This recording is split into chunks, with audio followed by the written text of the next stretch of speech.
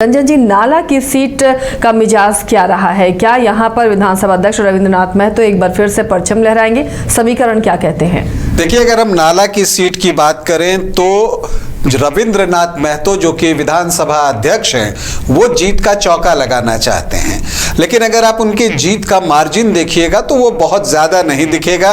2019 में वो 3520 वोटों से जीते थे, तो 2014 में उन्होंने 7000 की जीत हासिल की थी और 2005 में जो उन्हें जीत मिली थी वो 1122 वोटों की मिली थी। मतलब यह है कि फाइट यहाँ पर भी होती है। अब उसमें जीत ज़्यादा बार जो है रविंद्रनाथ महतो को मिली है। एक बार 2009 में सत्यानंद झा जो है वो बीजेपी के टिकट पर चुनाव जीतने में सफल रहे थे। और अगर आप 1985 से देखें तो जीएमएम यहां से 3 बार जीतने में सफल रहा है, जो रविंद्रनाथ महतो ने जीते हैं। इसके अलावा सीपीआई 3 बार जीता है, बीजेपी 1 बार और कांग्रेस 1 बार। जब हम कहते हैं कि सीपीआई 3 बार जीता है तो इसका मतलब यह है कि एक समय नाला को लालगढ़ कहा जाता था और यहां पर जो विशेश्वर खां थे उन्होंने कई चुनाव जीते और इनफैक्ट उन्होंने 8 से 9 चुनाव एक्चुअली उन्होंने जीते विशेश्वर खां ने।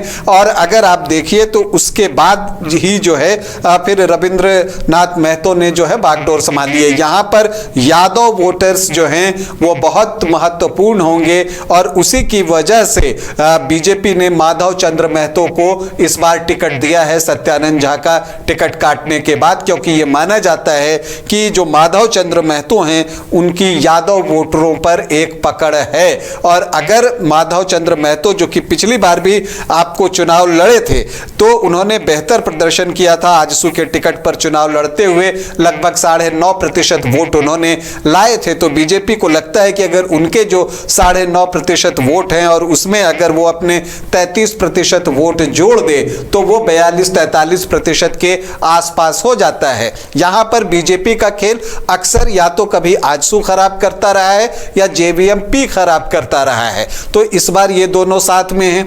जेएमएम का खेल कब कोई खराब करता था? जब कांग्रेस यहां पर होती थी, लेकिन कांग्रेस अब जेएमएम के साथ है। लेकिन एक और दल है जो हमने कहा सीपीआई, वो अभी भी चुनाव लड़ रही है और यहां पर कन्हई चंद्र माल पहाड़िया जो है एक बार फिर सीपीआई के टिकट पर चुनाव लड़ रहे हैं। और आपको बता दूं कि यहां पर सीपीआई का वोट गिरा है। भले ही सीपीआई इधर 2000 के बाद झारखंड बनने के बाद एक बार भी नहीं जीत पाया है, लेकिन उसके मतों का प्रतिशत हमेशा डबल डिजिट में रहा है।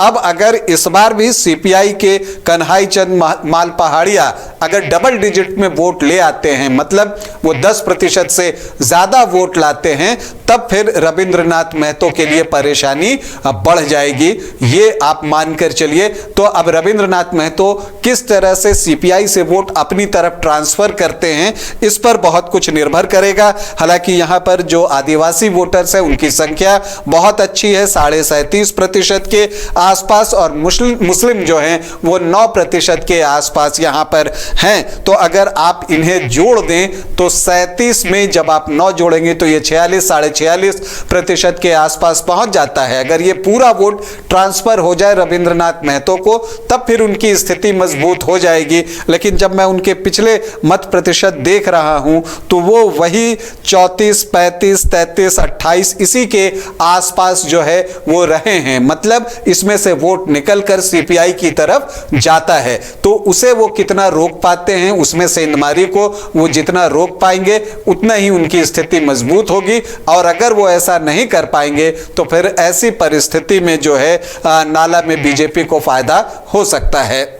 जहां 27 वर्षों के सफर में 17,000 से भी अधिक छात्रों ने डॉक्टर एवं इंजीनियर बनकर भरे सफलता की ऊंची उड़ान, जहां साधारण छात्र भी झारखंड टॉपर्स बनकर बना रहे इतिहास। दूरदर्शी शिक्षाविद श्री विपिन सिंह के मार्गदर्शन में मेडिकल एवं इंजीनियरिंग के लाखों छात्रों के लिए आशा की किरण के रूप में गोल नेशंस लीडिंग इंस्टीट्यूट, बिहार के श्रेष्ठ नर्सिंग, पैरामेडिकल, फार्मेसी, आईटी और मैनेजमेंट प्रशिक्षण संस्थान, इसके मंडल ग्रुप ऑफ इंस्टीट्यूशन